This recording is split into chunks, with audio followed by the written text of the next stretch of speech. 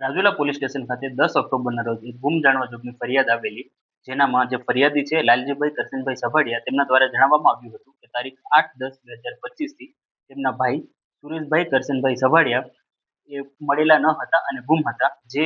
Rajula police station ખાતે ગુમ જાણવા જોગ નંબર 47/2025 થી રજીસ્ટર કરવામાં આવેલી હતી. અને આ જે ગુમ થનાર વ્યક્તિ છે એમના જે ડિવાઇસ છે એમનું ટેકનિકલ સર્વેલન્સ હાથમાં ધરવામાં આવ્યું હતું. એ ટેકનિકલ સર્વેલન્સ અંદર એક જે સસ્પેક્ટ નંબર મળી આવેલા હતા અને જે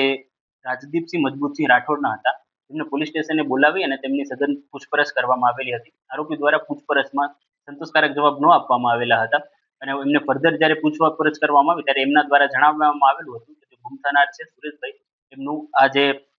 આરોપી છે રાજદીપસિંહ મજબૂતસિંહ રાઠોડ, એમની પત્ની સાથે આડ સંબંધ હતા, જેના લીધે જે આરોપીએ છે એમનું મર્ડર કરેલું હતું. આ મર્ડર જે છે એ જે ફરિયાદી છે મરણ જનાર છે એમના ઘર પર જ થયું હતું અને મર્ડર કરવાના બાદ જે આરોપી છે એમણે જે ડેડ બોડી છે એમને પોતાની બાઇક ઉપરથી લઈ જઈ અને ખંભા તાલુકાના પીપળવા ગામે રોડની સાઈડમાં ફેંકી દીધેલી હતી. અને આજે એમને જે કબૂલાત આપેલી છે એના આધાર પર ડેડ બોડી પણ રિકવર કરવામાં આવેલી છે અને જે ફરિયાદી છે એમને બીજા બિલોંગિંગ છે એ પણ આરોપી પાસેથી રિકવર કરવામાં આવેલું છે અને રાજુલા પોસ્ટ ખાતે આજે મર્ડરનું છે એ કેસ રજીસ્ટર કરવામાં આવેલું છે.